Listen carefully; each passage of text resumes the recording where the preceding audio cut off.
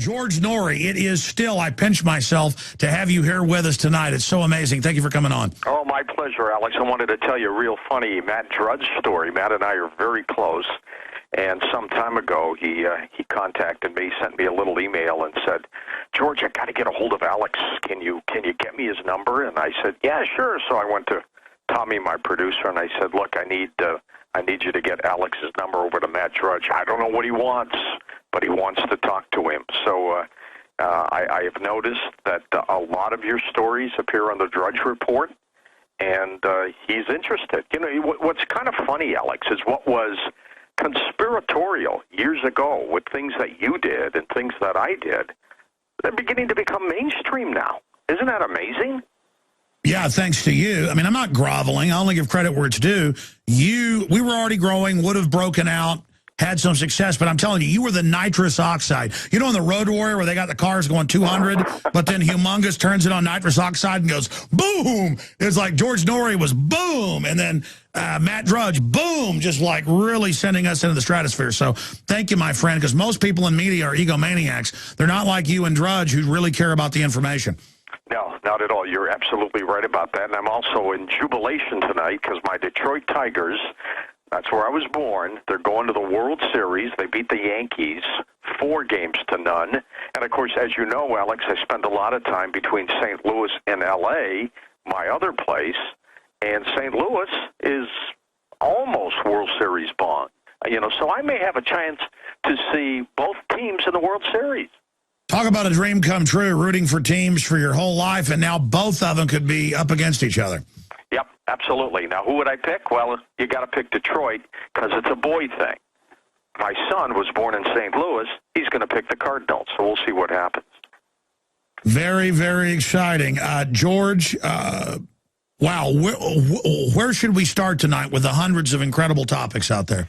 Why don't we talk a little bit about the Iranian situation? Yeah, that's getting wild. You know, I've had Jerry Corsi on the show for at least a year and a half where we have talked about the Iranian situation, and both of us felt that there'd be some kind of military conflict against Iran about a year and a half ago. It hasn't happened yet. I think it's getting close. My prediction is something's going to happen after the election. I do not believe that the powers that be want anything to get involved with the election one way or another. I think they're a little confused over what candidate would benefit from some kind of military intervention in Iran. But I think something's going to happen. We have seen Iranian hackers attacking the bank system successfully, shutting down websites and things like that. And that's just what we know. We don't know what we don't know. But I just have this gut feeling, Alex, that something is going to happen. It's going to be very, very soon, and all hell could break loose. Let's hope to God it's not as bad as I think it could be. But I think something's going to happen, you know, and it's a double-edged sword. There's a problem here. There's no question that Iran is working on nuclear weaponry along with their nuclear program. I mean, they're doing that. So you have to be concerned over a nation like that spouts the kind of rhetoric and hatred that they have toward Americans. Well, just to interrupt, which you know I'm the king of, that's it. You know I'm anti-war. Yes, and I don't try to take sides in all this, but I mean, the Iranian president every week says, and I went and looked at the translation, he's saying it, we're going to blow Israel off the map. You got a country like Israel with all these nukes, Iran's getting nukes, they wanted to be able to deploy them, and then they're saying, I'm going to nuke you.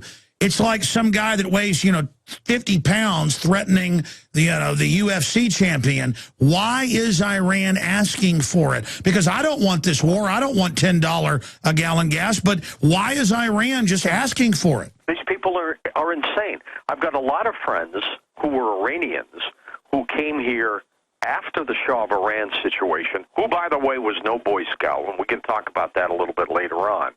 But I've got one source who has told me weeks before anything happens in Iran, and I've had it on Coast to Coast. He'll say, look, people are upset. The valuation of our rial is going to go down. That's their currency. And sure enough, a week or two later, it goes down. He's been spot on. He said the people in Iran love the United States overall. He said, we want that kind of government. We want to live that way. We buy blue jeans. We buy cell phones. We like that style. It's the mullahs, these insane people who are out there spouting this hatred, spouting this rhetoric. I mean, you know, we've got nukes, and yes, we used them during World War II, and we stopped the war. We can argue whether it was right or wrong to use it. But I haven't heard the United States threaten to use nukes against any other country ever since. Even in the Cold War during the Soviet Union back in the 60s. I mean, we didn't say, you know, we're going to launch against you. I mean, the Iranians, the government, talks in terms of using this stuff. Well, you know, when you have a neighbor that says, we're going to blow you off the map, we want a regime change, we want you gone. Oh, listen, if I had a neighbor that got in my face and said, I'm going to kick your butt, and then he was menacing me with an axe, I'd kick his ass. You'd have to do something. You could be living right next to him. You know, he could peer over his fence all the time, like tool time. You just can't let that happen. When you weigh all that, I have got to assume that there's going to be some kind of conflict to take out. But Iran, like I said, I mean, Israel is an absolutely armed camp. It's got the United States backing it up. Why is Iran playing into that? I mean, I don't want this war. I'm not against Iran. Like you said, polls show 70+% of Iranians love America and hate the mullahs. So, you know, a lot of people in our government don't want to attack Iran either. They think it could. I mean, it's just horrible that this could happen. I think what they've been hoping is an Arab Spring by bringing the Iranian economy down so far that the people would just go ballistic and would do what they had to do. But they can't do that. The mullahs are too strong. They're too entrenched with their Revolutionary Guard. Those people are not going to give up oil, money, power that easily. And they're going to hang in there for as long as they can. I mean, look at Assad in Syria, holding on as long as he can, butchering his own people. And they don't have those kind of resources. Syria's not an oil-rich nation. The Iranians are rich, they're powerful, and the 70-some people who are controlling the destiny of that country don't want to give it up.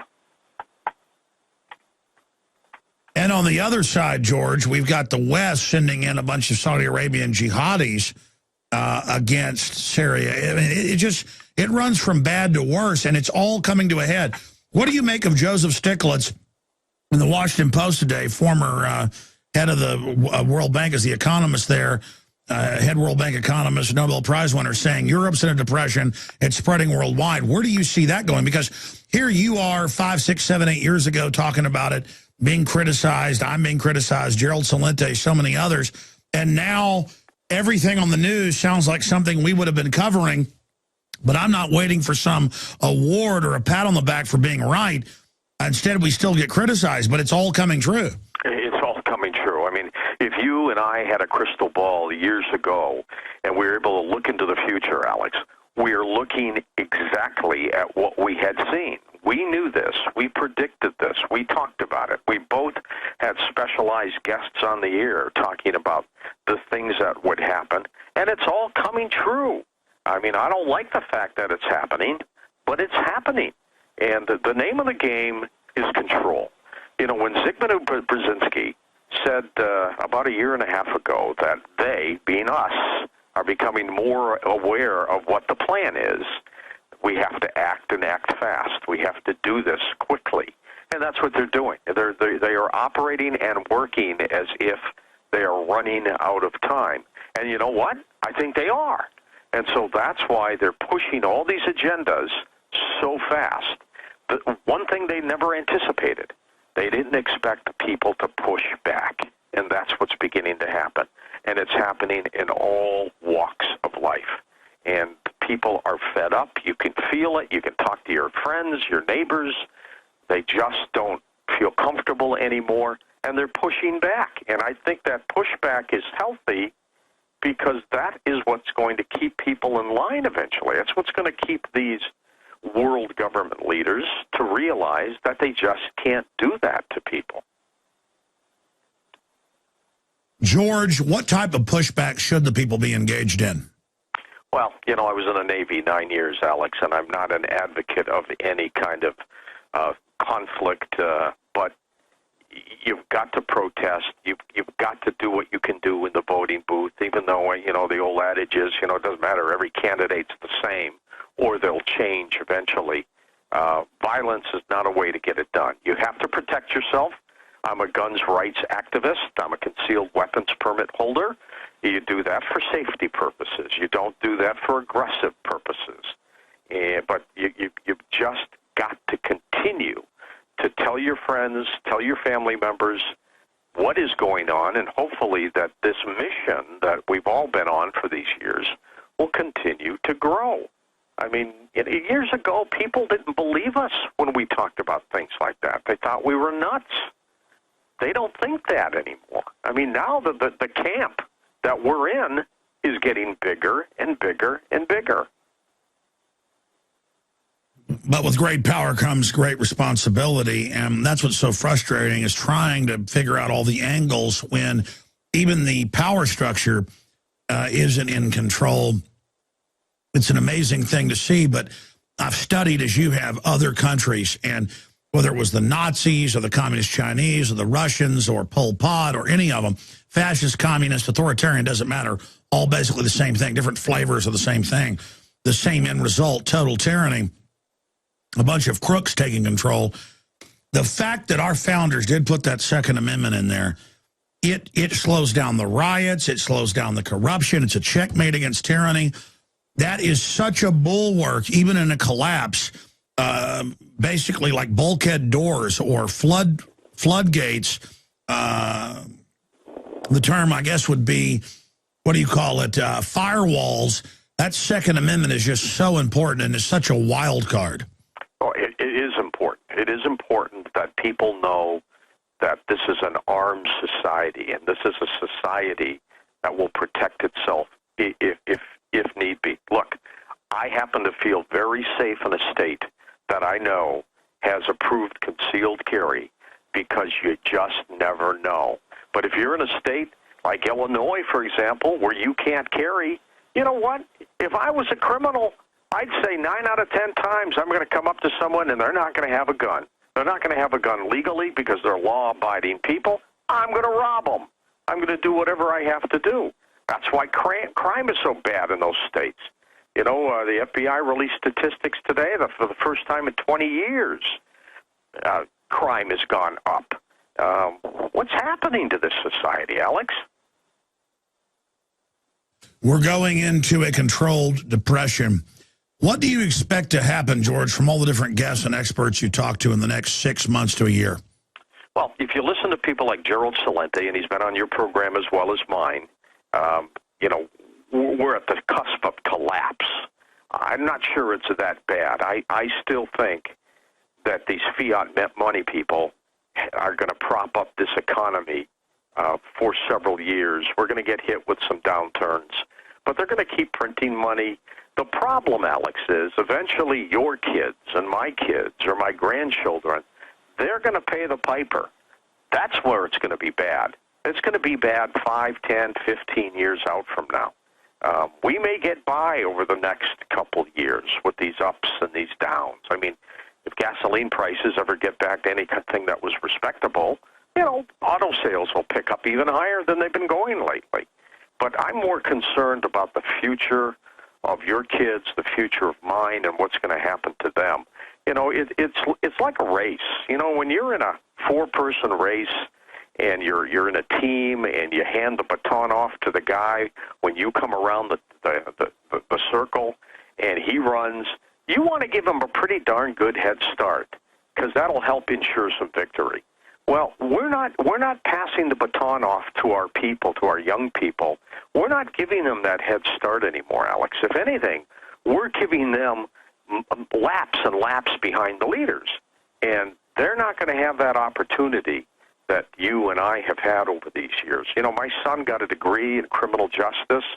He was not able to use it in that chosen field. He ended up working as a casino host in St. Louis. He got transferred to Vegas. He didn't like it. He felt that they bait and switched him. He moved back to St. Louis. I'm helping him out there. people are looking for work. I get emails every day from listeners. Every day. Can you help me with this? Can you help me with that? Can you do this for can you find me a job? I mean, it's amazing what's going on in society. One of the things I'm going to do, because I think it's gotten so bad out there, is I'm working on a project which I cannot announce yet, but I will with you when the time comes. And I'm going to set up a foundation and help our coast-to-coast listeners who are financially stressed. The show has been very good to me, and I'm going to set this up at the time that we start rolling along with this project that I'll announce hopefully within 30 days. And if any coast-to-coast listeners or even Infowars listeners are in serious trouble and they need some money for utilities and things like that, we're going to help them out. I did that with our book sales, and we didn't give out a lot of money because we didn't get a lot of requests. But I think we're at a point now where people need help, and we're going to do it. It's the honor system. I'm going to have my producer Tom handle it for me. And you know what? We could get burned once in a while with someone who just wants to put a few $100 in their pocket, but so be it. It's well worth the chance. Well, that's what it's all about. We've got to be all in. And George, you told me about some of your plans. They're just simply amazing. But this is a planned implosion. And if we don't try to take care of each other, if we don't promote people that promote liberty, if we don't stand up for what we believe in, we're going to lose it all. Because the ruling class is so disconnected from reality. I want to give the number out because in about 3 to 4 minutes, we're going to go to a quick news report and then come back. For folks that want to call into the show and talk to the great George Noory here during this 48-hour special transmission, the number to join us on air is 877-789-ALEX. That's our own little studio line, different than the regular radio show. 877-789-ALEX or 877-789-2539 on any subject or topic you want to raise for George Noory. But George, if the establishment, because most people that are successful, they actually built a product or wrote a book or have something that people are interested in, and it's through free association. But these globalists brag they're about monopolies that government can give them. They're monopoly capitalist. They're monopoly men. They're mafia, basically. And they're public about it. They think they're going to organize and control and ride this tiger of economic collapse. But historically, every elite thinks that because they're living in these armored redoubts and, feel insulated. I mean, I am genuinely, have moved to the country. I have genuinely put in solar. I have genuinely drilled a well. I have genuinely bought guns and food. I mean, I really believe there's a good chance I'm going to need to use that. And, it was a 20% chance 5 years ago, and then it was a 50% chance a year ago, and now it's more and more a realization it's going to happen. And it's just disgusting that we've come to this point. And again, you talk about your listeners saying, hey, I need a job. I've got family that have multiple degrees, some of them top of their class, veterans, you name it, who are out there beating the pavement, and they can't get any job but, $10, $12 an hour.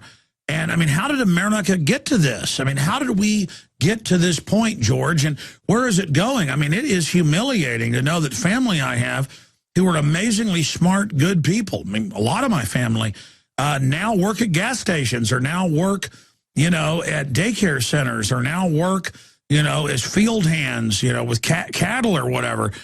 These are people with 2 degrees. These are veterans. These are Army officers. These are, this is not the way America was supposed to be. Greed got us there, Alex, when it was cheaper to send your products out to get made to China or Mexico or Indonesia. Cheaper to make it out there, cheaper to ship it all back into the country and not use U.S. labor to do that. That's when it started to happen. And it was a systematic plan to increase shareholder value for most of these companies. Hey, you know what? I'm all for profit. I'm all for profit. I think if you're running a business, you need to make a profit. But at what point do you say, this is not right? So I'm going to lower my profit, but I'm going to employ more Americans. I'm going to keep people working. I'm going to do the old Henry Ford routine, and that simply was, you know what? You're working for me, support us, buy our goods, and let's push this product, let's push this company, and let's get going. Well, they didn't do that. Instead, they all decided to go to China, and that's what has hurt us. And until we get to a point where we can be competitive again, truly competitive in the marketplace, it's not going to come back. Well, that's it. Look, when a few companies will sell out, they become the lowest common denominator in the equation. They force everybody else to go there, and there's always somebody more corrupt that'll do, paying off Chinese generals to have slave labor, whatever it takes. And they go, well, that's free market. We're competing. It's not free market when the Chinese have their kids tied up on lamp poles outside the factory and their suicide nets, and they're doing forced abortions inside the factory, as mainstream news has reported. This is science fiction dehumanization we're dealing with a bunch of corporations battling for market share and control like it's a military operation, and that's what's done this to us. Would you slit your daughter's throat if it made you, all-powerful in a particular industry? And that's really what it is a bunch of short-sighted corporate leaders, and Congress hasn't protected us. They were bought and paid for. If they had basic controls that made sure there was a level playing field instead of this slanted playing field that has us all going down the drain, we wouldn't be in this position. And again, I say to the elite, who are you going to be once you've destroyed this productive country that was the source of your power? But as you said, they're short term. Exactly. My daughter, who you've been so kind to put up on your website, has this little jewelry company. And she's got two little girls, and these little girls said, Mommy, we want to make this jewelry. We want to do one of these. So as a mother, she said, have some fun, make this little necklace, and do it.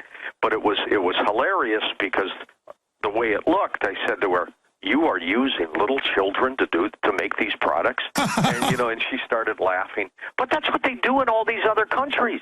They're using that kind of labor, that minimal cost labor, to generate products and things like that. And it's abominable. I mean, I wish I had the answer. I wish I had, that special answer to get this thing solved and done.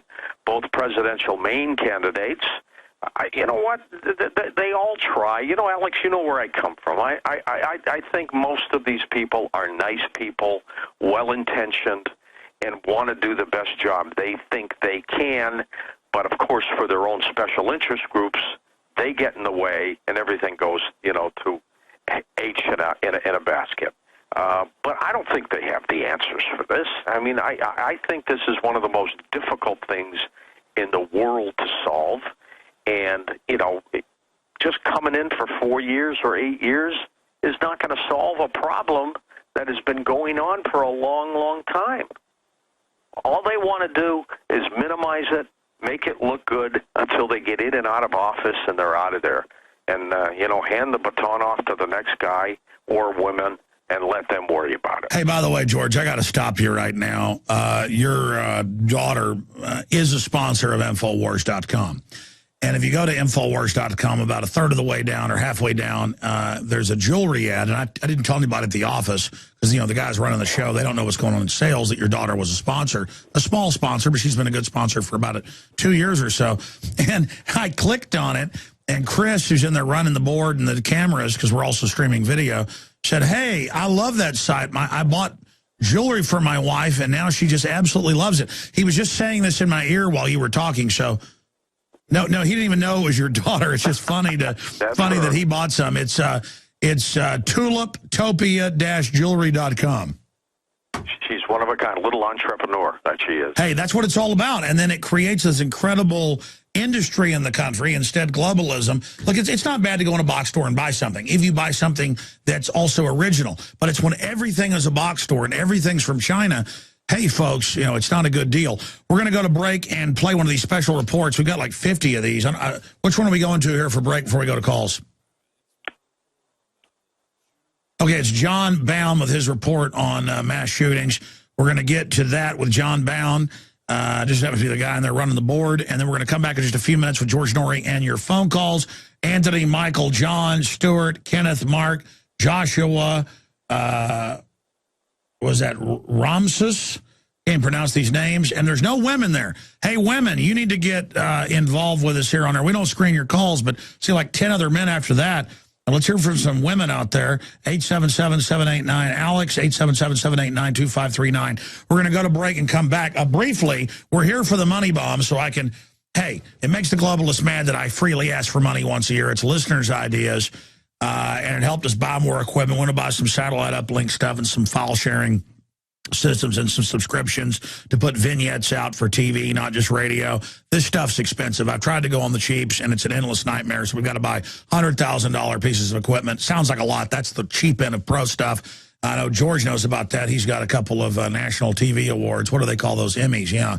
He's got quite a few of those from TV news. The point is, we're free market. We're not coming with a gun, taking your money like government. We're just here saying if you support us, InfoWarsMoneyBomb.com. I want to thank all of you that have been donating, and you can donate at InfoWarsMoneyBomb.com and get like one-of-a-kind camouflage T-shirts that say Liberty or Death, MoneyBomb 2012, Infowars.com on the back, a lot of other items at InfoWarsMoneyBomb.com. And the crew is here to take your calls and to take your donations. And I just want to thank you, because it's so amazing to see people supporting us.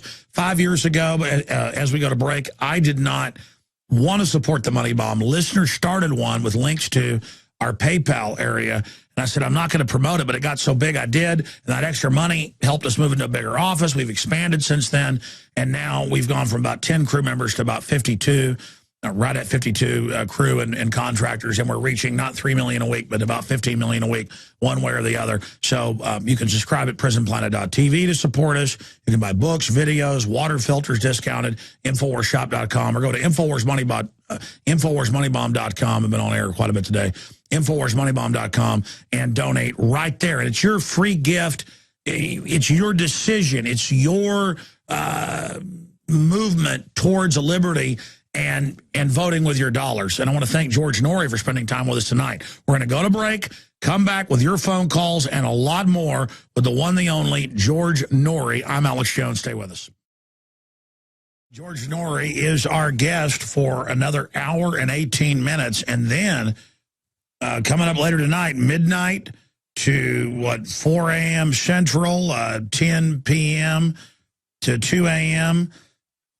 Pacific, coast to coast, AM.com. And guess what, folks? You're not just going to escape tuning out here. You'll have to hear me on the show as well the first hour, covering a bunch of important world news and all these threats to riot and all these threats to burn U.S. cities if Obama doesn't win. You know, both guys are globalists. They're funded by the same people.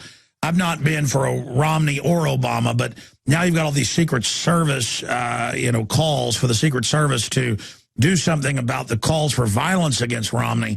Is that some type of psyop, or is it too early to tell, George Noory, ahead of going to calls here in a moment? Well, I got to tell you, Alex, anytime you get those kinds of messages, you have to take them seriously. John F. Kennedy, had he taken heed of some of the things that people told him back in 1963, he might not have been in a unprotected limousine when he was down in Dealey Plaza in Dallas. So even though most of these people who may be posting social networks, their hatred, their venom, they may be all whacked out, you have to take it seriously. If I were the Secret Service, I would do a diligent job of trying to track these people down who have posted these things and charge them and arrest them. I mean, there's one thing protesting, there's one thing speaking about your feelings of how government is acting. There's another thing to start threatening our leaders. And I think that we should do whatever we have to do to crack down on people like that. Well, you get threats, I get threats, not just presidents or presidential candidates. I'm sick of people doing videos saying, kill me, and they don't get in trouble. I mean, it's just people on the internet don't understand that you may be able to threaten your neighbor or other people or a talk show host, but when you do it to a president or presidential candidate, they're going to be men with black sunglasses coming to your house. And there better be. And there better be, because you just never know who these people are behind all of that. First of all, I can't understand the mentality of somebody being so stupid to post stuff Oh, like I agree. that. They're crazy. Well, we've now confirmed, actually, now some of these Obama supporters that are threatening to kill Romney are getting Secret Service visits. All I know is, George, I've talked to a lot of talk show hosts who've gotten Secret Service visits over not even threatening people. And we've gotten them over people's mild comments on our message board. And I'm like, why are you here talking to me? Like, you know, I support this. And so I expect a response to this, not because I'm a Romney supporter. I'm not. I obviously know they're both controlled, just because I'm tired of hypocrisy. Absolutely. And you know what? Safety is paramount to just about everything. You know, I think regardless of what political party you're on, you don't riot, you don't threaten, you don't try to hurt. I mean, you try to get this done, and you get this done right. You know, whether President Barack Obama wins re-election or not, we'll find out. I still think it's going to be a close election. I think Romney has clipped away at his heels lately. And he's made it much closer. And it would not surprise me if Romney won. It would not surprise me if Barack Obama got reelected. The bottom line is, you know what, we're going to have this person for the next 4 years. You may not agree with their policies, but you've got to respect them for who they are. George Noory, you're right. It is a dead heat election, and even if you're, know they're controlled opposition, still it's very interesting to watch all the things that are happening in the October surprises. And 18 days now in a few hours, 18 days and change till we find out. That is certainly a cliffhanger. We're going to go to calls right now for the rest of this hour and the whole next hour with George Noory, who's been gracious enough, because he's a hardworking guy, and he has been gracious to spend time with us, to take calls. But after I'm on in the first hour and you cover news and I'm on for 45 minutes or so, what else is coming up tonight at coasttocoastam.com? Well, we're going to, as you know, first hour talk. And by the way, how are you able to do this when you're doing this 48-hour live money bomb? Are you going to run away for an hour or what? How are you going to be able to do that? Absolutely, George. If you go to InfowarsMoneyBomb.com, I'm pretty crazy, but not crazy enough to do 48 hours. I'm doing 22 hours or something over 2 days. I've got guest host, special reports, and a lot coming up here. So I'm punching out after I talk to one more person after you, the full list. Let me see. George Noory for 2 hours. James Leslie Rawls, the survivalist expert, former Army intelligence. And then Linda West, co-host, or by herself with a guest, Jakari Jackson, Russell Dowden, Dan Badandi, and others overnight. So I will do an hour of your show and then drive home listening to Coast to Coast AM, in between listening to the free iPhone app to my show. And then I will... then get home and get about 6 hours of shut-eye, then drive back and go on tomorrow. Well, what we're going to be doing tonight after your hour, Alex, we're going to take a little walk on the paranormal side with a couple experts in the supernatural world. And I try to balance the show. I mean, we will do hard news with that coast-to-coast angle and twist. We'll do entertainment and fun. We'll do horror movies, scary things like that, but we'll also do a lot of supernatural. We'll also do a lot of paranormal. We'll do UFOs, of course, Bigfoot, ghosts, you name it. We'll do it all. I don't try to restrict the program. I stay away from issues like the death penalty and abortion because you get that during your mainstream days all the time. But yeah, it's political football. You know what my grandmother, almost 90, says? She's still as sharp as a razor like she's always been. She says, I really like your show, but it gets so negative. She goes, she goes, can't you be more like George Noory? It's funny. I went to a conference a couple of weeks ago in Los Angeles, the Conscious Life Expo.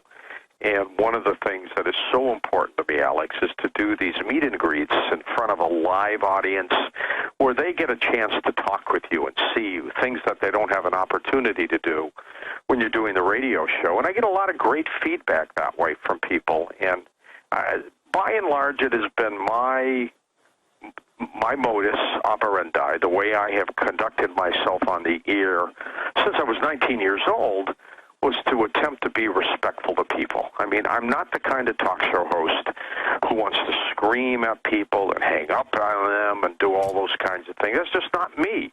I somebody for who they are, give them their time. Some calls go on longer than others because of, how good they are. But, by and large, I'm going to give everybody their chance. And the same thing with a guest. I'll get an email every once in a while. Why didn't you destroy that guest? That's not the intent of the show. The show is to let the guest talk about their view, whether you agree with it or not, whether it's preposterous or not. It's not for me to, pick holes with the person. I could do that day in and day out. And so the program has evolved, and it's gotten very, very successful. As you've said, it's now the second largest talk show in the country, in North America, in terms of affiliate size. If we had the available audience that the daytimers have, we'd be eating them up like crazy. But I know this has been said. And we're going to go to calls. I promise, folks. I'm going to stop hogging George. And I'm not in some competition with Rush Limbaugh. I just know you personally like your show better. It's always very thought-provoking. What if you did a coast-to-coast daytime show? My goodness, if you are almost eclipsing Limbaugh with 10% of the audience overnight, so you have like 50% of the market share. During regular hours when everybody's awake, there's no doubt you'd dominate if a syndicator got behind you. Well, we've got the great syndicator with our network. And in terms of would it work, coast to coast, I've always thought of it, Alex, as a nighttime show, a show where people gather around the radio campfire to listen to these stories and let their minds, just do all their mysteries. I have turned down a lot of money from some of the networks that want to put a camera in my studio, and I think that kills the theater of the mind. Coast to coast is allowing somebody, whether they're in bed or driving in their truck or wherever they may be at night, to just let their minds wander. And, I don't want to kill the image. Oh, I'm not a cowardly person, but when you're talking with some guest about whatever, I've caught myself driving home from work, as I listen, many times every week, actually looking back behind me in the car. I did that last night. I got in the car, and I swear I saw a couple eyes looking in my rear view mirror. It does freak you out sometimes. So the program grows, and one of the things that we have done on Coast to Coast so successfully, thank God, with our staff, is we capture the lion's share of the available audience that is listening at night, whether it's in Cleveland or Los Angeles or New York or Austin, Texas, where you are. It's huge. I should move to Austin and run for mayor. You should. George, I've seen the numbers. In some cities, you've got 65% of the total radio audience, period. Rock, blues, Christian, AM, FM. I couldn't imagine being in cities and having 60% of the audience. That is, I'm not kissing your butt. It's just phenomenal that you're such a humanitarian, such a real guy, and here with us right now. Let's take a few calls so I can say I took calls in the first hour. Let's go to Anthony in New York City. You're on the air. Hi, Alex Jones. I'm very excited to talk to you right now, and I promise I'll make this a really good call. I got 4 little points here. Go ahead. All right. Well, first off, I got a job in Brooklyn, so I've been taking the subway into the Atlantic Terminal in Brooklyn. It's a very popular subway station that goes to the LIR, and there's been TSA there every day on the subway at the Dean Street entrance. And if it's not the TSA, it'll be police. But Did they find Al-Qaeda in your underwear? No, actually, I've only really seen them maybe look at one person, to be honest. They kind of just stand there and BS, and they don't really even look very... yeah, they're there to acclimate people. What's your other points, bro? Okay, so, I also made an app for the Android phone that's absolutely free for 9/11 Truth. There's videos stored on the app, so you don't need the internet connection. And I'm making it for the iPhone. It's going to be coming out real soon. It's just called 9/11. That's exciting. Let me just say something. We're going to have open phones later. We don't screen calls, but, bro, do you have a question for George Noory? Oh, yeah, I just want to ask, I guess, really, what would you guys recommend as far as, other than the Infowars magazine, what pamphlets do you guys think would be the best for I guess, on the subway and just people at work that are well, like, I mean, we sell the magazine at cost. That's why it's great. People really appreciate print. George is an author. George, tell us about your latest book. Well, I've got some books out there, but, it's great to know that he's, I wish I had that kind of creativity to develop my own app or something like that. I've got to have a staff do that, Alex. That's awesome. I've done radio all my life and I've done television, but man, I'm learning the computer world quickly. In my old days on doing talk shows, we'd come in with magazine clippings and newspaper articles, and we'd have them scattered all over the place. Now you can sit down and prep your show at your computer and print up all your stories and your information and your research, and you're done. I've got a computer next to me in the studio when I'm on the air, and somebody might mention the name of somebody, and, sure enough, you can just do a quick little search. It pops up, and you could have an answer before they're even done with their question. It's the technology is truly amazing. Unfortunately, when a solar flare hits us, down goes the grid, and we're all screwed. You're right. Well said. George, give out any other websites other than Coast to Coast AM. What are some of the other sites we should visit?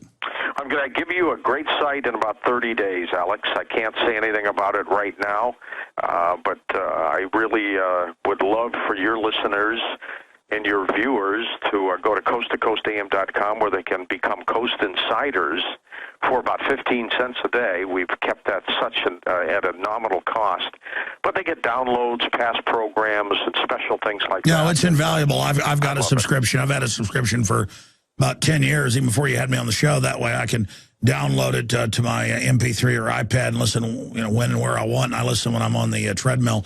Let's take a few more calls before we go to break, and one more hour with George Noory, the radio legend here with us, because I love Art Bell. Art Bell is a master, and I love him.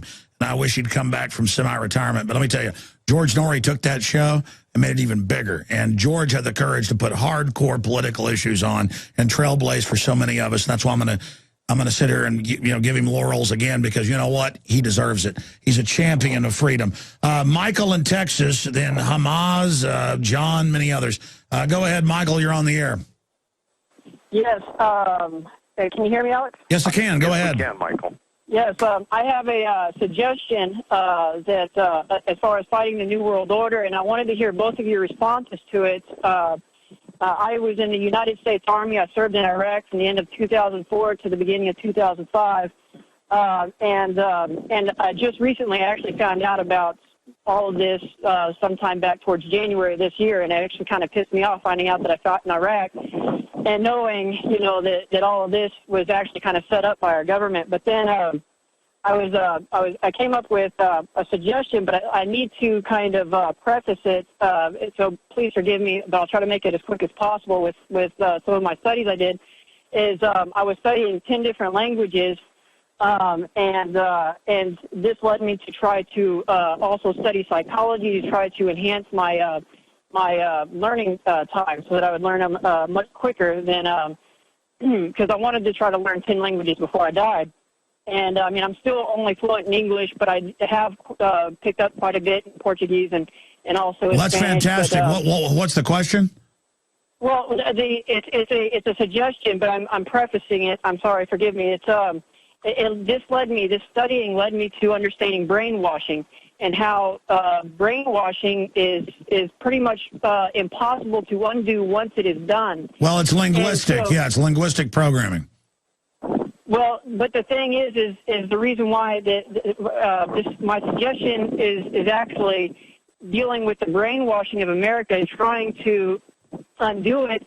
And I think that my suggestion is more on the lines of how we can try to start schools to teach the opposite almost of what a lot of people have been taught, because they're trying to take children when they're younger. But also, I heard recently about the Lakota nationhood declaring independence in 2007, which is kind of exciting because they're doing it all legally.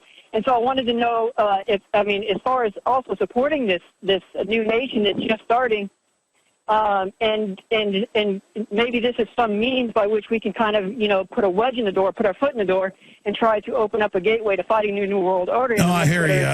It's a very complex thing you've brought up, a lot of different issues here. But sounds like you're studying different linguistic things. George, you have any comments on what he was getting into? Well, he never came up with a question for us, but let me react to some of the great things that he has been talking about, because he's spot on. I mean, this new world order that is out there is not new. It has been around for a long, long time.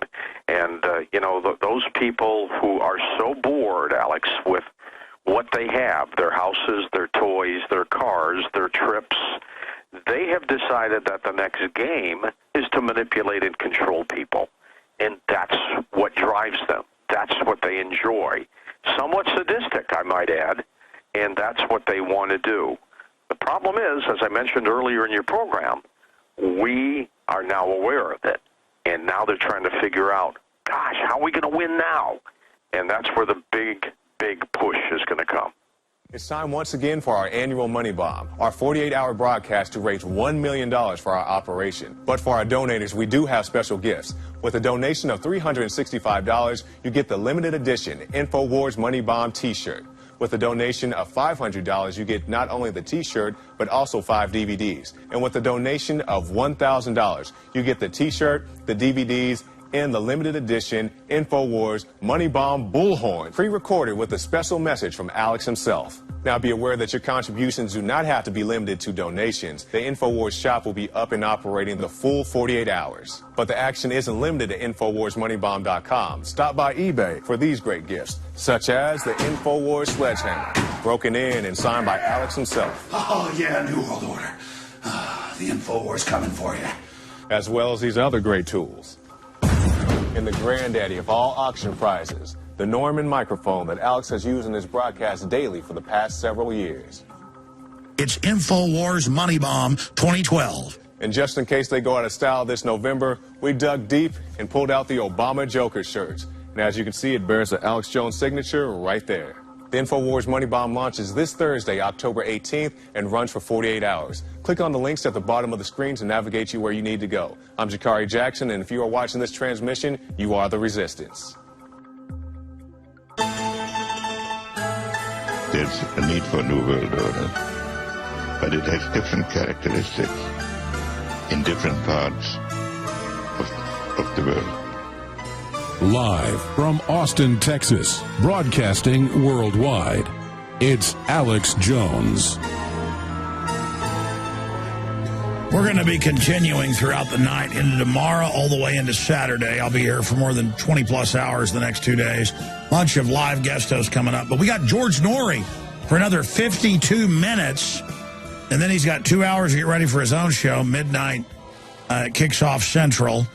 10 p.m. Pacific, 11 p.m. Mountain, coast-to-coast-am.com.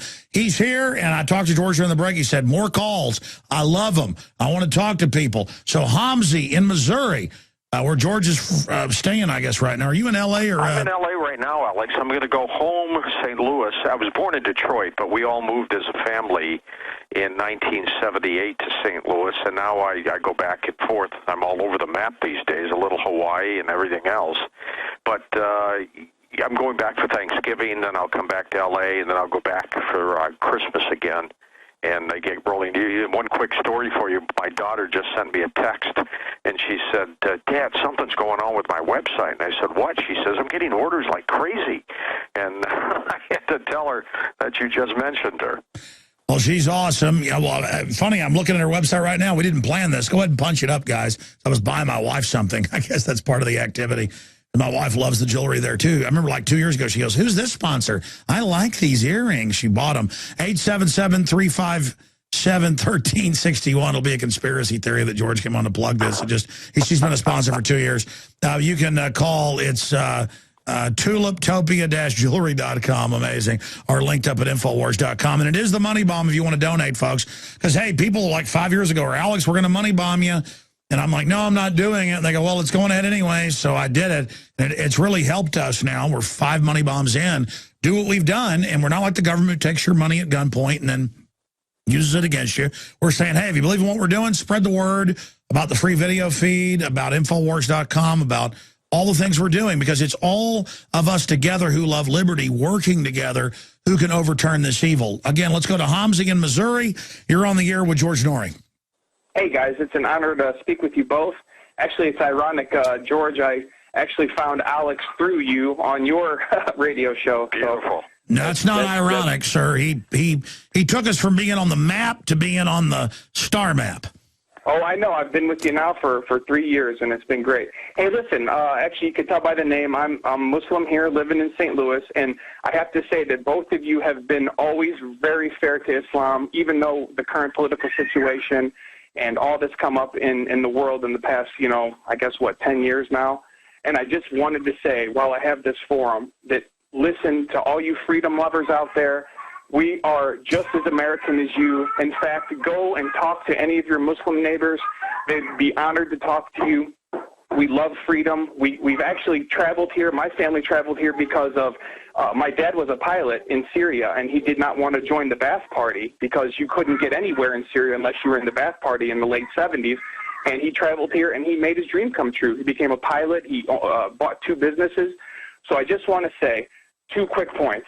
There is no jihad conspiracy running through our holy book, the Quran. And in fact, Alex, since I know that you are a student of history, just look back in some of the things that happened in the Crusades. For almost 600-700 years, all of what we call Palestine, now Israel, was under Arab control. So I love when I hear these people say, oh, the Arabs, they wanted to kill all the Jews. Of course, they lived all side by side as friends. The point is the globalist British intelligence radicalized certain groups as a pretext to control the region. Then they also use those groups as a threat to stay in control. And there's no doubt this is going on. And so many of the Arabs and Muslims that have come to America came here. Take Syrian girl who lives in an undisclosed country. She's going to be hosting for an hour early in the morning today. Her family left because they didn't like the Assad, but she's against what's happening there now because she realizes it's terrible. Let's get George Noory's take on this. Well, Alex, first of all, let me let you know that in Hamzi as well, that my life was saved by one of my dear friends who was a Palestinian doctor back in St. Louis many years ago, and he's Muslim, and I'll never forget him, and we remain dear friends now. I had a lot of family members from Aleppo, Syria, all throughout the Middle East. I happen to be a Christian Arab, and we learned a long time ago to care and respect and love people of all religions. Bottom line is, we're all believing in the same God. How we get there, we have our own different ways, but we all care about the same thing. And I learned that at a very young age. I was raised as a Catholic and ultimately just went into more spirituality, not organized religion at all. And you're absolutely right. There are so many, and I'm talking about millions and hundreds of millions of people of the Islamic faith who are dedicated, heartwarming, warm, loving people. We've got fanatics on every spectrum. Islam, Christianity, you name it, we've got fanatics out there who would do harm to everybody. Those are the bad apples in the bucket. But by and large, I think people, Alex and Hamzi, on this planet are good, hardworking, dedicated people. And I will always believe that until the day I die. Well said. Hamzi, thank you for the call, and God bless you. Let's talk to John in Florida. You're on the air with George Noory. Go ahead.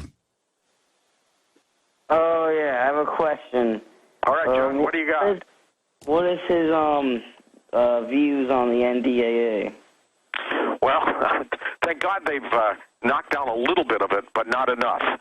I was talking to Alex off mic about a guy in Hawaii who was not allowed to get on a plane to leave because he is been vocal against it.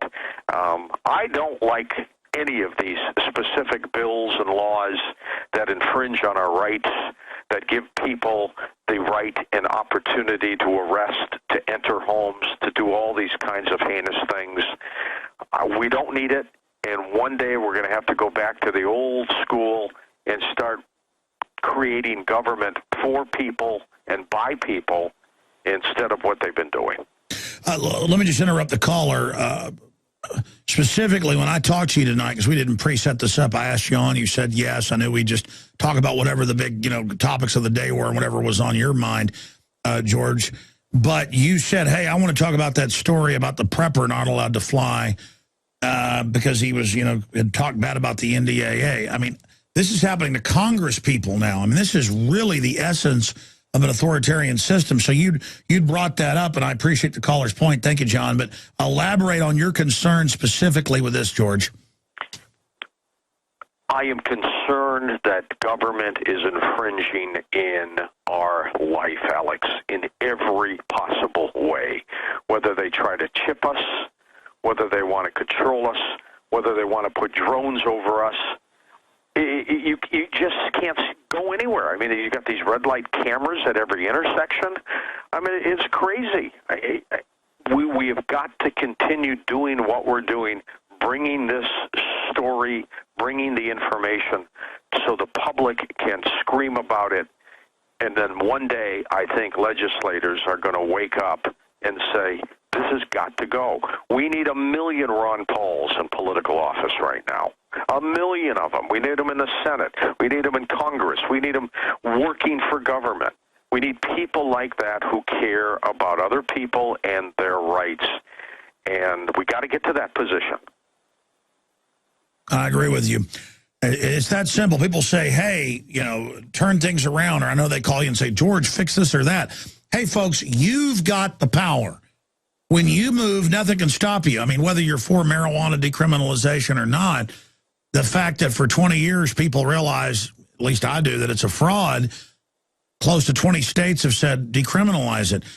People didn't like the 55-mile-an-hour speed limit. No matter what the feds wanted, it's gone up to 80 now in Texas. But there's better examples. In 1800, 2% of the public in the North was against slavery, and less than that in the South. 65 years later, slavery was being outlawed. When the people know something is right, nothing can stop them. 20 years ago, you couldn't find organic food in the stores, but people started demanding it, and now it's supplanting all the garbage. You go to the store and the ketchup says organic or non-GMO. I mean, look, when we vote with our dollars, it changes the world. We've just got to be smart. Like George was saying, stop buying nothing but Chinese slave goods. Start buying American. And none of us are perfect. All of us are going to, do some. The point is just try a little. And if all of us do a little something, it moves mountains. George, comments on that. Well, it does.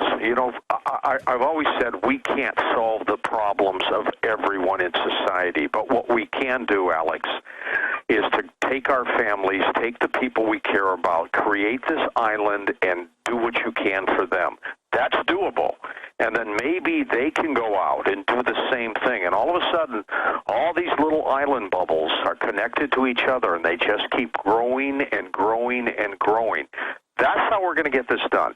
We're not going to get this done by trying to take care of everybody in this country all at one time. It's almost impossible. It's too big. We saw what happened in New Orleans with Katrina. They can't take care of something. Exactly. That's why collectivism sounds great and the welfare state sounds great. Bureaucracy doesn't work. You've got to be independent. You've got to be rugged. You've got to be John Wayne. You've got to do it. That's all that works. You must take matters into your own hands. Look, I'm like you. I've got guns. I've got storable food.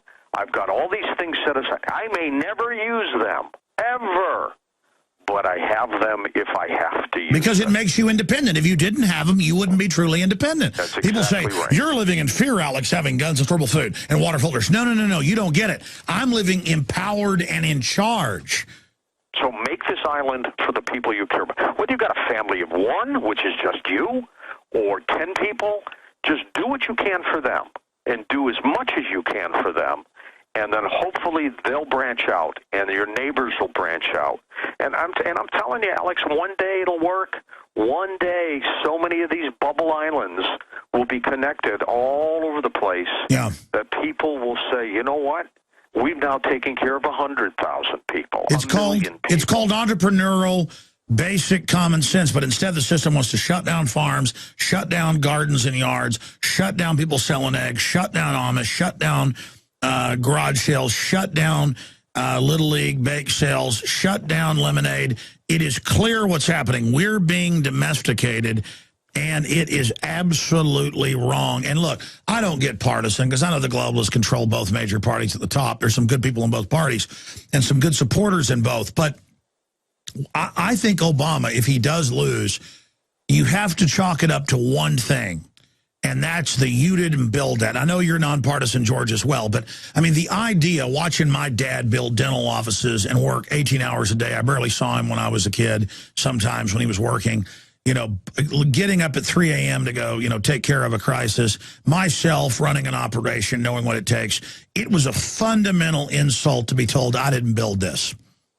Well, this is his biggest problem, and this is what I think he did wrong. And this is coming from the perspective of a newsman who's been in this business a long, long time. Look, he was handed a horrible economy from the former administration. He tried to solve everything too fast, whether it was this Obamacare program or, you know, giving more money to companies to bail them out, helping out Wall Street. He just tried to go too fast. Look, the mandate we gave him coming out of the Bush administration, the fact that an African-American, a dedicated, hardworking, strong-minded senator with his, I think, incredible charisma. He had an 86% approval rating. Could get elected at that point was amazing to me. And he had an incredible mandate. People loved him. He went too fast. He should have slowed down. First thing I would have said if I were him, folks, I'm in the worst situation I could ever be in, and you're in it with me, and we're going to do this slowly and methodically from Afghanistan to Iraq to all this, and we're going to fix all these problems. But instead, he tried to make everybody happy, and he jumped in, and he when you run down a hill, you're going to stumble and fall. And that's what happened to him. And now he's paying that price. He may get reelected. There's a lot of people who still like him, and they're holding on. He's eroded some of his mandate from 4 years ago. But the bottom line is, again, he just tried to do too much for too many people, and it didn't work. And that could cost him the election. But, George, every night when you finish your show, you didn't do that show. I mean, Obama said you didn't build that. I mean, it just shows a real disconnect. And, again, I don't even like Mitt Romney. It's this very scary prospect to see this. I'm hogging you here. We got loaded phone lines, Keith, Mark, Joshua, Ramses, Michael, Thomas, and many, many others that are holding. And I want to just race through calls here in a moment, 877-789-ALEX. We're going to open the phones up for just a second more to take some more in for people. But, George, just because it's the parable of our times, and because I happen to know some of the inside baseball, because I live here in Austin and have friends that are been around Lance Armstrong and been friends with his wife and his former wife and others, I knew all this stuff about Armstrong a long time ago, but didn't talk about it because sports isn't my issue, and I'm not going to get in the middle of it. Right. And I'm not happy to see him falling like this. But I happen to also know it's coming out that the sport knew he was cheating and basically let him because they knew how big a draw it was. So they're now burning him kind of like Martha Stewart. I'm not defending him. He's a mean egomaniac, very ruthless, you know, not a humanitarian. I mean, very cold to little people. I don't like that. You know, I mean, I'm not trying to run him under here. I've never really talked about it. But what is your take on the fall of Lance Armstrong and all the things he did? Because it's sad, but also it's kind of a good parable. The elite can fall like that as well. They're not invincible either. Look, the mighty fall, Alex. You know, they get too high up. They seem to forget how they got to where they did, and it comes caving in. I mean, over the last couple days, look at all the endorsement sponsors who have jumped off his bandwagon. I mean, he's lost the potential of $30 million. It's a lot of money. His foundation is crumbling. He screwed up. He screwed up. Now he's got to preserve himself and his own dignity and move on. What more can you say? You know, people like Bernie Madoff, look what they did. They screwed up. You know, this guy's going to be in jail until the day he dies.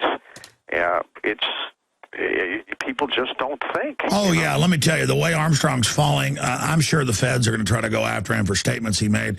I think Lance Armstrong's going to be lucky if he didn't end up in prison. Yeah, you're absolutely right. I mean, something will happen. Some prosecutor will go after him, and that'll be it for him. I mean, what more can we say? Well, I'm not defending Armstrong, but, it's come out in the news that he got positive tests over and over again, and the system, see, why does the system let somebody do this, and then after they're not the hot commodity, blow them away? It's just crazy. The system wants winners. That's what they're all based on. And, everybody knew what was going on. They just turned their heads, and they just let it happen. Those days are gone.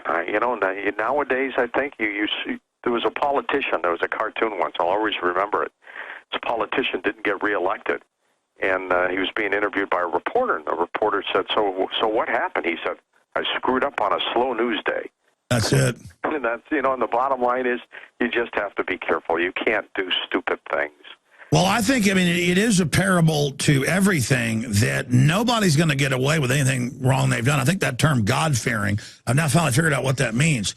It's just that instinctive thing that if I do bad stuff, it's not that I'm even a bad guy and want to get away with something bad. If I even look at somebody doing something bad, not that I'm some angel, but my heart's right, I go, ooh, man, that person's, just seeing people do wrong gets me upset. And it's not because I'm some wimp who can't handle, I'm tough, I do bad stuff. I realize everything you do comes back on you. It sure does. I'm going to tell you a little personal thing that I do. I'm too well known to screw up on some things. And, when I'm not working, when I go out, I'd like to sit back, have a nice little dinner, enjoy Merlot, a little red wine. It's good for your heart. You get to be my age, you need every benefit you can get. And I don't drink to excess at all. But if you're out with friends and you have a couple glasses of wine or three, you don't know how that affects you. I went out and bought a little breathalyzer, and I keep it in my car. And, after my night's done, I'll go out there and I'll blow into this sucker. And if it reads .08 for some stupid reason, I don't drive. I go back in. I settle it down, or it comes in. I will not You go in and have a cup of coffee and hang out for an hour. That's right. I will not drive that way. They can get you for making a wrong turn or something like that, but I'm not going to get caught that way. Life is too short and too important. I agree. That's what it all comes down to. Wow, man, amazing. George Noory's our guest. Let's just go to calls. I'm going to shut up now. I'm hogging him. We got like 15 phone calls to get to. Keith in California, you're on the air. Go ahead. How you guys doing? Good, sir. Welcome. I got a question and a comment after, if I could. My question is, we got this situation where we got a possible civil war. They're trying to start a civil war in this country, and I know the New World Order is pushing for that. What I'm asking is, what would be the benefit? I understand they can be in a police state, but they don't have places like Russia and things that are rats. So wouldn't that be a prime opportunity for Russia to invade us while we're divided? George? It would be a prime opportunity for anybody to invade while we're divided. I wouldn't be too concerned, Keith, about Russia. I would be more concerned about China. They have a long-term plan. They've got their eyes set on Taiwan. They might have their eyes set on Japan, for all I know. That's right. I hate to interrupt, but what is Romney, I'm not bashing him, but what is he doing going after Russia when Russia can barely keep its lights on and China has 98% of the rare earth minerals, taking over everything? Buying their way into the hearts of every other country. And they're doing it in a very systematic, brilliant way, and we need to be careful about that. Very, very careful about that. I don't think the New World Order wants to directly have civil war. I think what the New World Order wants is a divided country. And, they don't want everybody running around with guns, shooting people and things like that. But they want chaos. And, with chaos comes the ability to influence. And, we have seen what has happened over the years just in this country.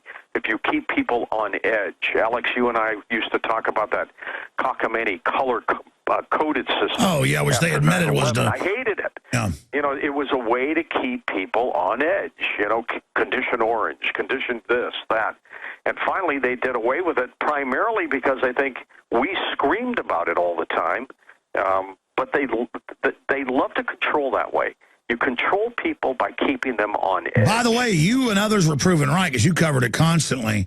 Some said to the point of excess, but you were right because Governor Ridge came out and admitted, we had that to scare people, and we would issue that every time we were getting bad poll numbers. I mean, that was all confirmed, George. You were confirmed to be right that was an absolute fraud. Yeah, absolutely. I mean, and they have studied human nature. They probably know all about the Pied Piper syndrome and how that works, and that's how they manipulate people. Let's move quick now. Mark in Oregon, you're on the air. Go ahead. Hey, good evening, Alex and George. Hey, Mark. Hey, spoken with both of you gentlemen before, and it's always a pleasure. I really appreciate it, as we all do, all of your worthy work. Well, we appreciate you, buddy. You're kidding. It's an honor to talk to you. Thank you, brother.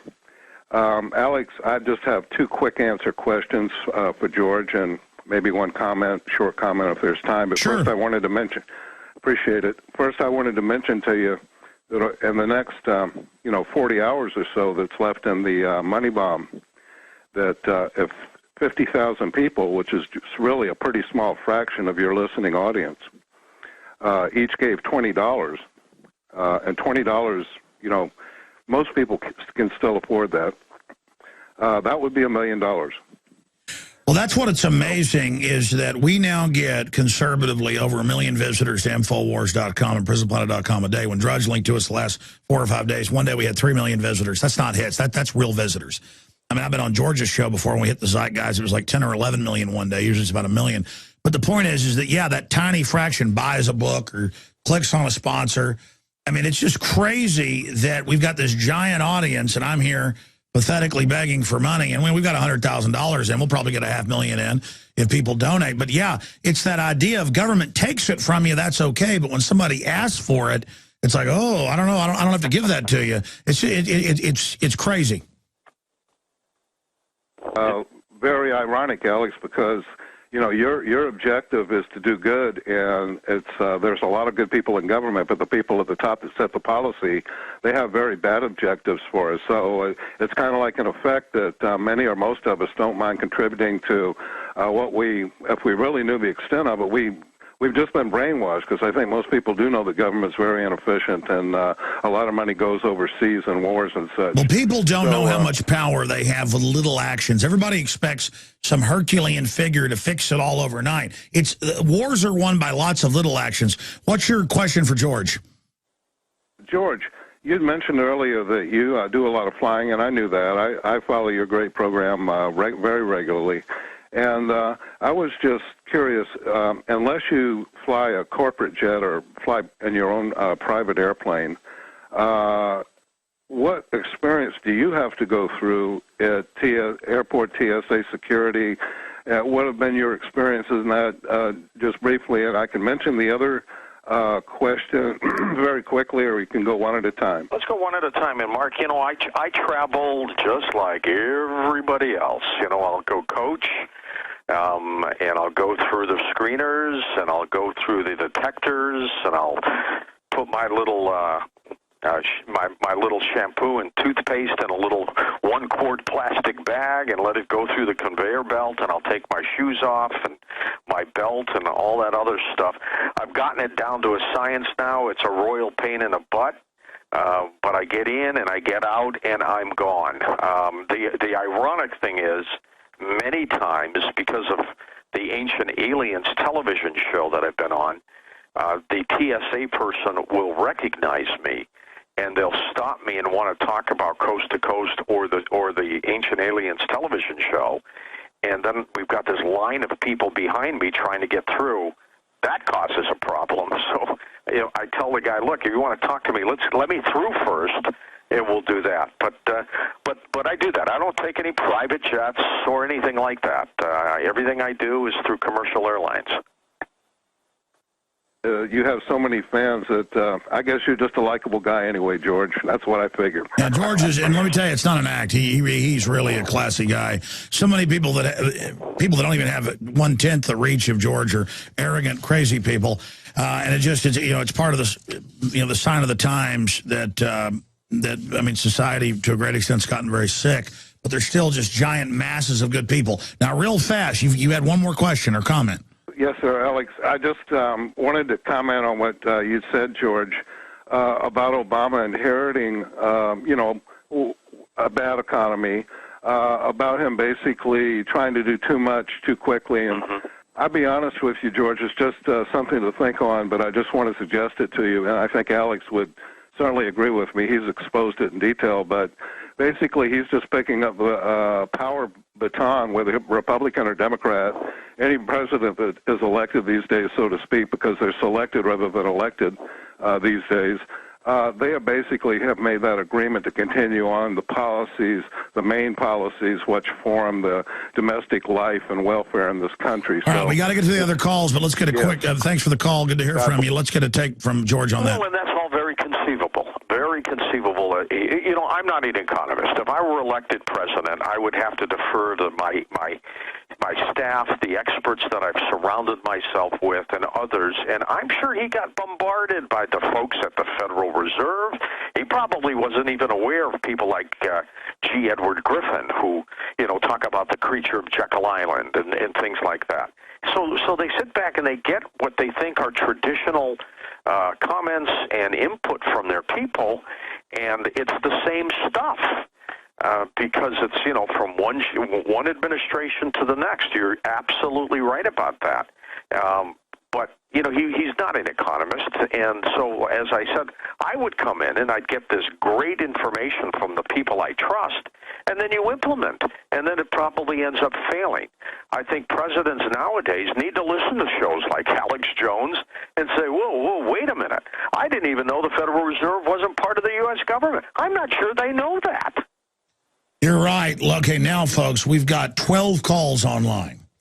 And that's just, we open the system up and, calls flood in. We turn it off. We open it for about 30 seconds and then, 15 calls come in. We've got to go to Joshua, Ramses, Michael, Thomas, Jim, Josh, Randall, Aaron. We've got 23 minutes left with George Noory. He's got to get ready for his own show at midnight Central, coast-to-coast-am.com. So I'm going to try to shut up, so don't ask me questions. You get a chance to talk to George Noory here, folks. So let's go ahead and talk to Joshua in Texas. You're on the air. Hey, Alex. Everywhere I go, and every person I meet, they always seem awake. And in my personal opinion, the only people that are not awake is the elite. So, in my personal opinion, I would suggest that we should really shake the soul of their being and, wake them up, because they are humans. And what I think as far as a person myself is that we're all guilty of this separation of they. The word they are not part of us, but, they are human in that sense. So I guess my question to you guys is what do you think of what do you think of humanity? What is humanity to you? George? Well, to me, humanity is looking in the eyes of a little child and seeing them hungry, seeing them without clothes and without shoes. Humanity is trying to do whatever you can to make that little soul enjoy their short stay on this planet. Amen. And that's what it's all about. Josh, I don't agree with you in one respect. I think the elitists are very aware of what's going on. I think most of them are geniuses. The thing that they have done is they've learned how to manipulate people. I agree. Where they have failed and where they will fail is they forgot that the human mind also has the ability to reason. And that's what we're doing right now. We're starting to reason. We're starting to question, and that's what's happening. But in terms of humanity, it should be our job as a country not to control and not to occupy countries, but to take care of people and help them as much as we can. So if you have a dictator who is butchering their people, then you have to take them out. but you have to make sure that, you know, the right people get in to start helping the other people. The problem is, it's like pulling sand out of a beach. You pull it out, and it fills right back in again. It's just too big, and I'm not sure it's a solvable problem. Well, it's an inside job. It's an individual job. We've got to change the world one person at a time.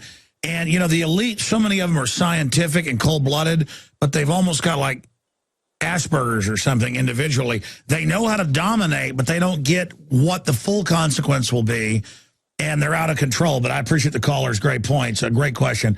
And I'm going to pronounce this wrong, but Ramses in Texas, a lot of calls from Texas. Michael in California, you're next after Ramses. Ramses, you're on the air with George Noory. Hey, how's it going? Thanks for taking my call. Ramses in Austin, Texas. This is crazy. This is probably I don't think any phone call is going to top this for the rest of my life. Honor speaking to both of you guys, George and Alex. I just want to say that both of you guys are like the Chael Sonnens of radio, and by that I mean that you're both the people's champion, and you know you're the underdogs that keep fighting. So thanks for that. Real quick, I just have one question. I don't have any hard, concrete data or any studies in front of me, but I think I'm not going out on a limb by saying that a large, significant portion of both of your listening audiences smoke marijuana. I'm sure you've both noticed. So my question to each of you is simply, why do you think that is? And also, Alex, where can I get the best steak in Austin? Let me throw this out. I'm not sure they all smoke marijuana, but I will tell you, I think they support the legalization of marijuana, both at the home and private level and for medicinal purposes to use for people who can't take prescription pain pills, overwhelmingly so. But in terms of, hard data, who uses and who doesn't, who knows? Well, roughly half the country in studies use it. So obviously we do have audiences that smoke pot. I personally am not a big marijuana guy. I'm a Merlot guy like George. Red wine, that's my ticket. But I mean, here's an example. My dad took 200 of these to East Texas, where my dad's family's from, and gave them to local ranchers. And he was back there a few weeks ago, and they're like, we like Alex in his new magazine. We listened to it on a local AM station, but he's promoting marijuana. Now, people know most hemp, it has no THC. It has incredible health properties. That's been proven in so many studies. It's miraculous. They thought a hemp ad on the back for hemp shampoo and hemp pills, they thought I was like selling marijuana in my magazine. So there's a lot of ignorance out there. So yeah, I don't use it, but I'm for decriminalization, because you make it illegal, it jacks up the price, and the criminals just make more money. Yep, absolutely. Back in St. Louis, when I was doing my Nighthawk show, Alex, I did a whole hour on the hempmobile out there, and this guy had developed a car that ran on hemp oil as fuel. And it was an amazing thing. There's just so many things you can do with that. I don't know how many people knew at the time when hemp was truly legal in the United States and was used primarily for paper a long time ago. And shirts. It was better than cotton. Hearst, who owned many acres of forestry, said, we got to get rid of that so we can knock down trees, and I'll make money making paper and, in other goods. That's right. And there's always, remember the old adage, who benefits? Look at that with anything that happens in life, anything that happens. And the chances are you may get exactly the answer you're looking for. Well, George, as usual, you're on target. It's amazing that people think hemp that has no THC in it is marijuana, and we're the only country in the world where even North Korea, you can grow it as a crop. George Washington grew it. You cannot grow hemp for industrial use here in the U.S. We have to import it from Canada, and then people hear the word hemp and think I'm dealing marijuana. It's unbelievable how ignorant people are.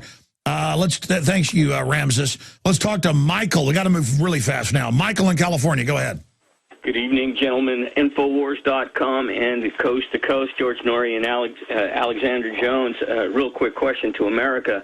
Do you believe that what you're listening to right now is the most important time in the history of mankind, where technocratic Luciferians running amok with malicious, malevolent intentions in our water, our air, and our sky, and our food I'm blind. I listen to George every day, and I listen to Alex every day. And the question goes out to one comment and then a question, and I know we have to move quickly, Alex.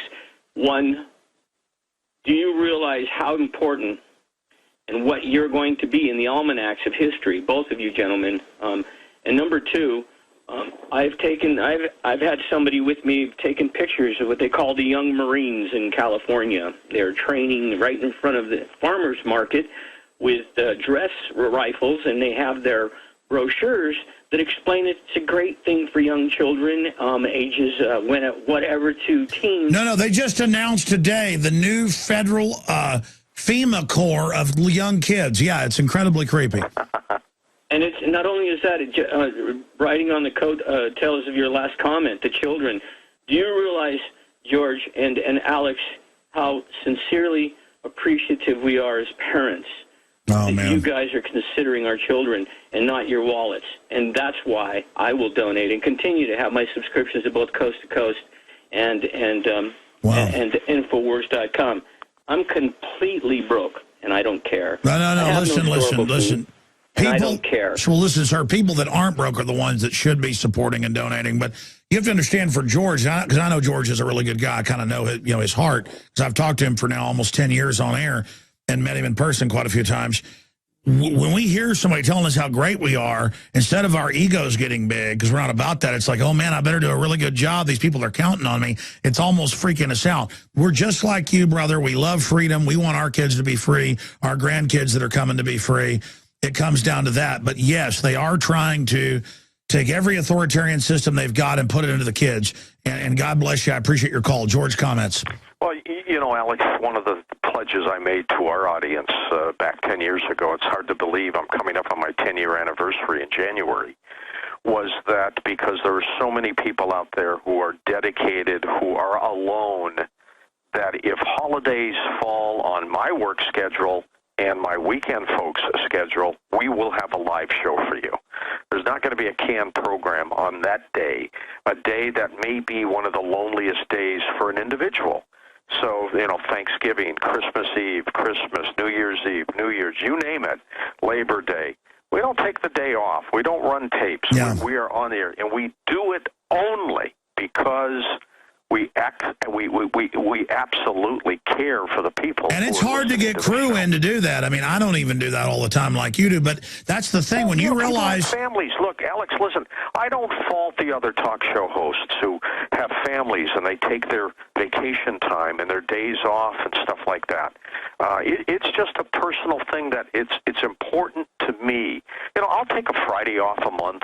I get 3 weeks of vacation. I take one a year. I'll do it sometime after New Year's this year. But so I don't fault people for taking their time off. I mean, you want to be with your family. Well, let me ask you this, because I know you do that. I listen to you on holidays because I know it's live and really enjoy the show. What is it with me that when I know all these incredibly good, decent people are counting on us and looking up to us, it hurts. I don't, and then I can't imagine being the elite who love the fact that the public's under their control. With me, when people are looking up to me, it hurts. I mean, not in a bad way. It just hurts to actually know and feel the energy of these good people. Do you know what I'm talking about? You know why it hurts? Because you know and I know that when you have so many people who depend on you, you cannot fail. And every night when I go on the air, or every night that you're on the air, you know that you've got all these people counting on you. And it's an awesome responsibility. And it's something that just cuts right to the chase, that you have got to go on there and do the best you can to help that person out. And it's an awesome responsibility. And it's sometimes, it's pretty heavy to carry. Yeah, because I don't deliver like you do, so smooth. And be honest, I'm just like doing the best I can. These people are totally counting on me, and it's way above my pay grade. It's way bigger than anything I ever imagined.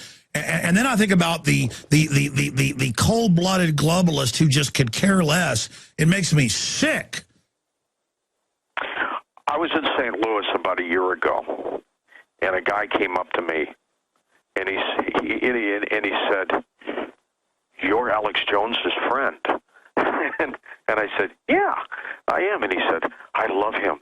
And the fact okay, you know him. Can I shake your hand?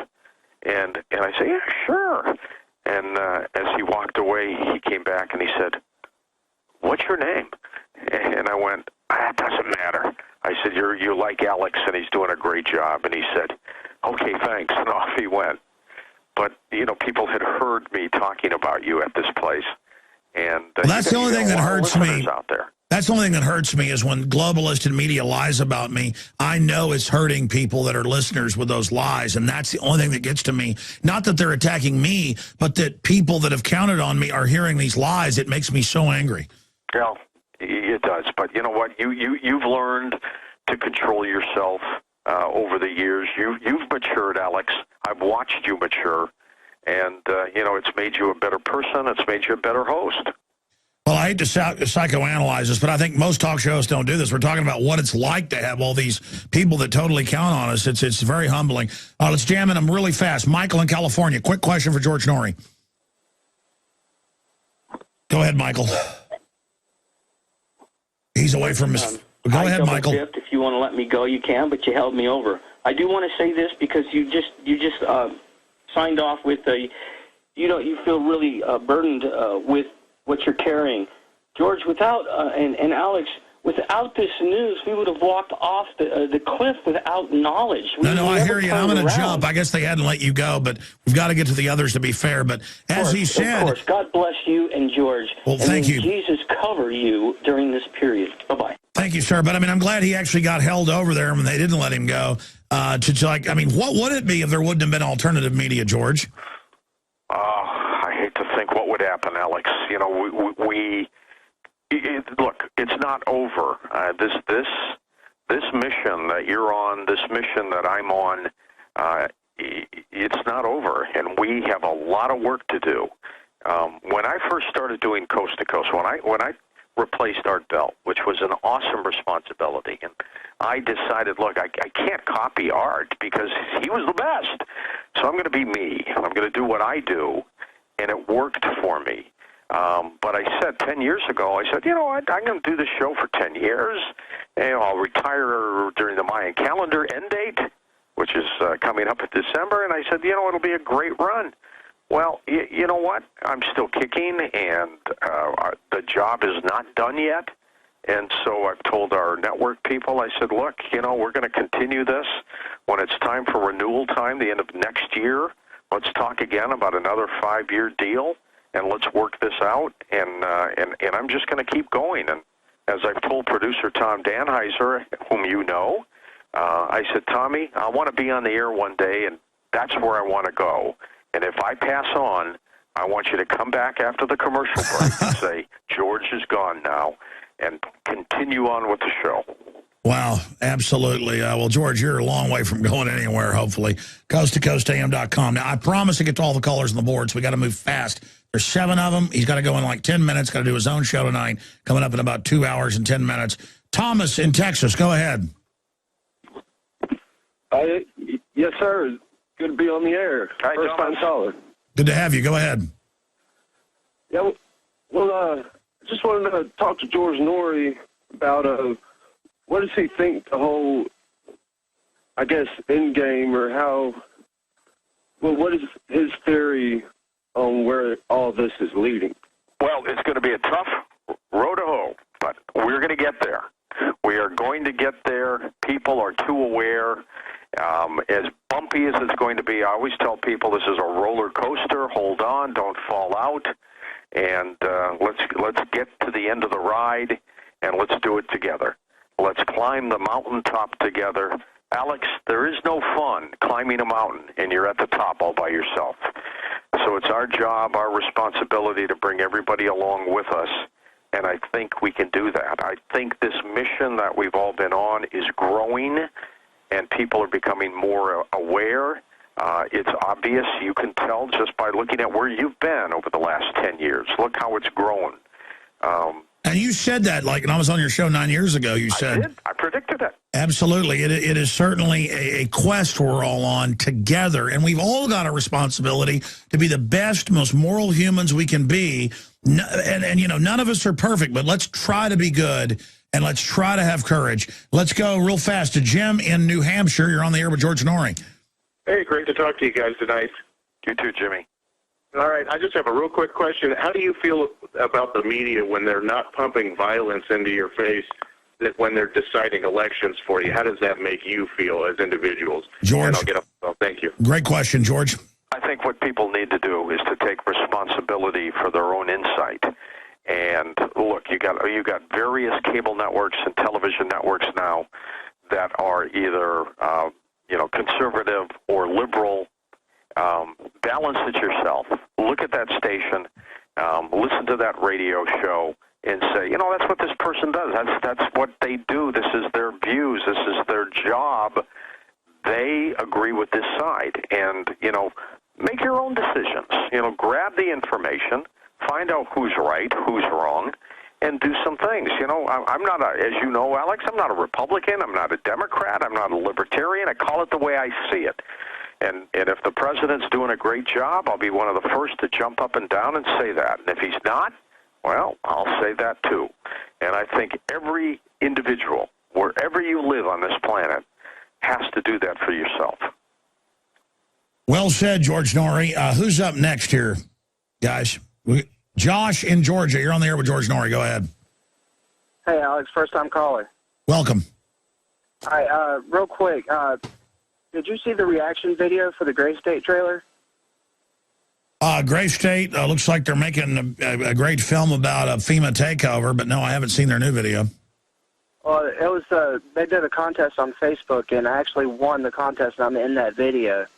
But real quick, John Kennedy said, "Those who make peaceful revolution impossible make violent revolution inevitable."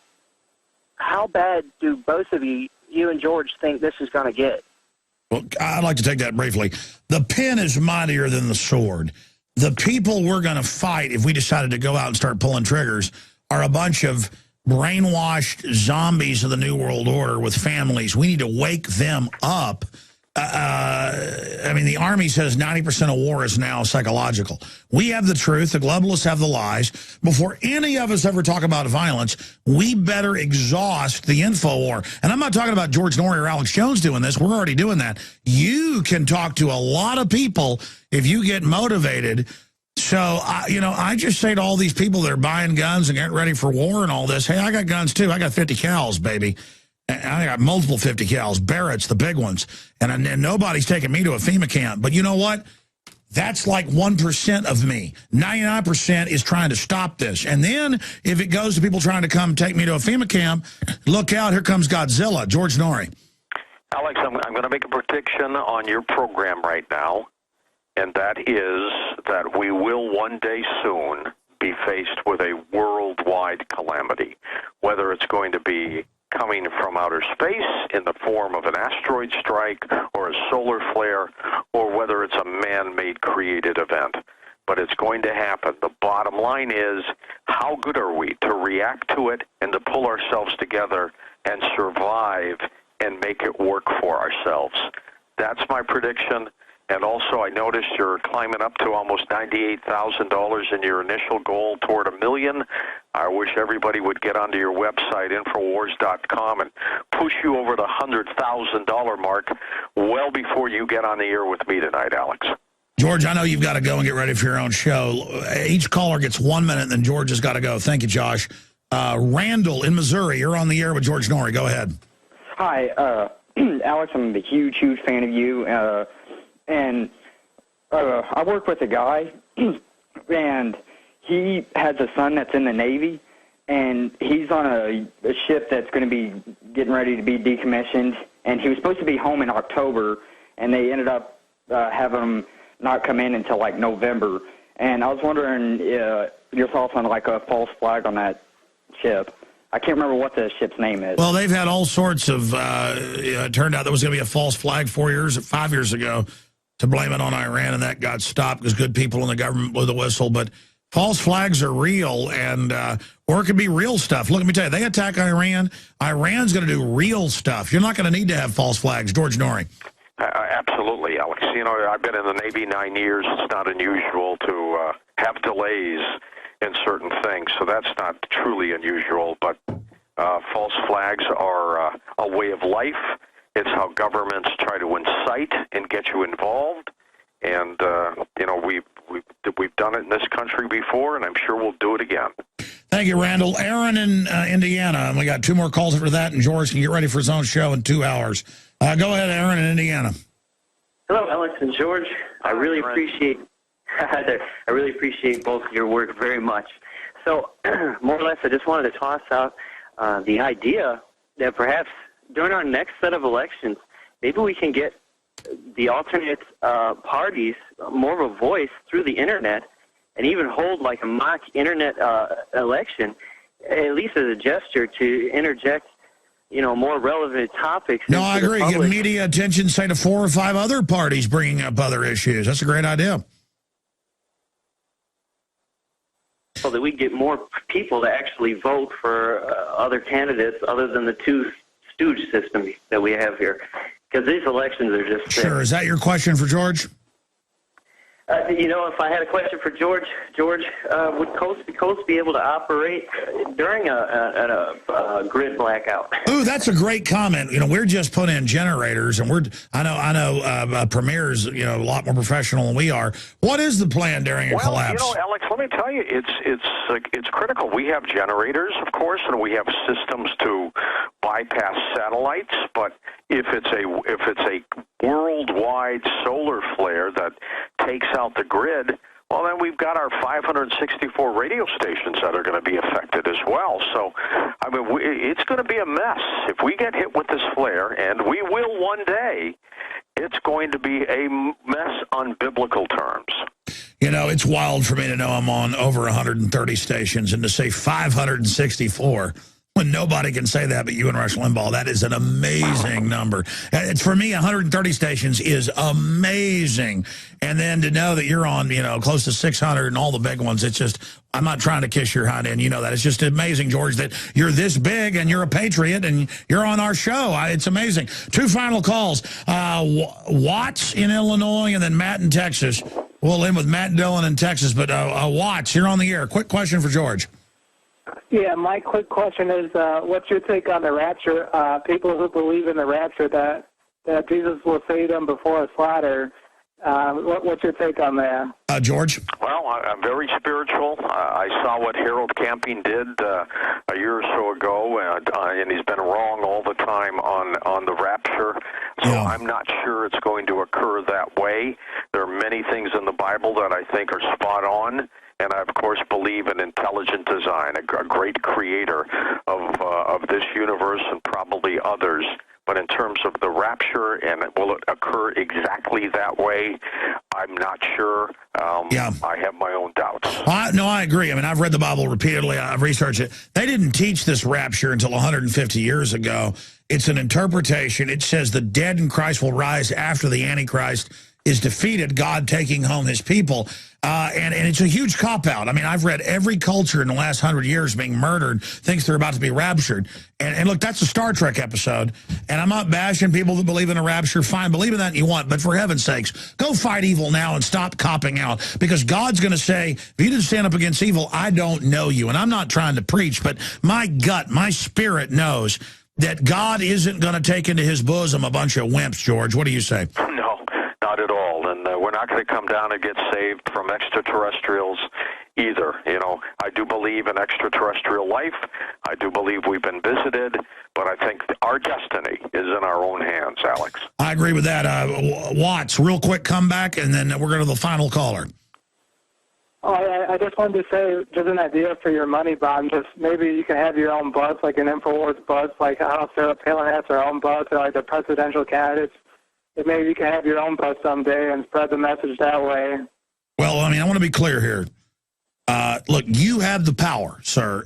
George and I are willing to speak out. He's an eloquent guy. He's, has all these TV awards, Emmys and things. And so he was able to do a top radio show in a major city. He got syndicated. He's done what he's done. But people always think we have the power and that we're going to do something. You have the power. George, can you speak to that? Well, that's absolutely right, Alex. Our success and the growth of our programs are based on the success of our listeners and people. They are the ones who control the destiny, and that's what they have to do. As I said earlier, people, create yourself an island and do the best job you can for yourself and the people you care about, and let that grow. You know, I can't take care of the world, but I can help my family, my grandchildren, and you know what? Then it's your turn. Yeah, exactly, folks. Thank you so much. Final caller, and we got to let him go because in an hour and 55 minutes, I'm on his show with him at coasttocoastam.com. Matt in Texas, you are the last in line. Go ahead. Thank you, Alex. Number one, I want to say that I love Jesus and all he does for me and for mankind. Secondly, I love my wife and all she does for me and my family. Third, I love Alex Jones and all he does for me and my country. I love you. You're doing a wonderful job. Keep up the good work that you're doing. I'll try, man. I try not to fall down. I tell you, I try to be a good person. We'll prop you up, Alex. Well, I tell you, George, you know that feeling as you've talked about it. It's like sometimes I want to do things that are a little bad, and I go, I better not. People are counting on me. That's true. That is true. Put on a disguise. Well, not stuff really bad, but no, it's like you said. I'm like, I want to have that extra glass of wine. I better not, or you know the stuff, or just be smart about things. That's all. Well, no, it's like you want to exercise more, so you're in better shape for. You know what I mean? It's like little stuff we beat ourselves up for. Yeah, absolutely. All right, caller. God bless you. Did you have a final question for George Noory? Not necessarily. It's for both of you guys. Okay. I was working a lot today, and I didn't get the chance to necessarily hear whether on the world the Federal Reserve. Yeah. Thanks for that. That's just another useful idiot they've set up. I mean, the whole thing looks like it was a patsy operation. We've seen this so many times. Might be a real extremist, but most of the time they just find some mentally ill patsy that they run. They found a moron with hate, and they played right in his hands, and he played right into theirs. Yeah, exactly. I don't have a problem with stings, but like setups, I could go find some idiot and offer him money to blow something up. I mean, it's unbelievable. Thank you for the call. Well, George, I'll be on your show here in about an hour and 53 minutes from now on stations all over the country and coasttocoastam.com. Thank you so much for the time tonight, and I'm going to take us out to break, so I know you're just going to jump off here the line, and I'll see you tonight. Any closing comments? Alex, just keep doing what you're doing. You're a patriot. You know that. Well, you are a patriot. God bless you, George Noory. What an amazing individual. He's brought so much truth onto the radio, really took Coast to Coast AM in a very radical direction, and thank God he did. And it's really been a huge victory for everybody that loves liberty. Visit Infowars.com and PrisonPlanet.com. When you're on the site, you can also tune in 24 hours a day to my daily radio broadcast. There's also a free iPhone app to listen to the syndicated radio show when and where you want.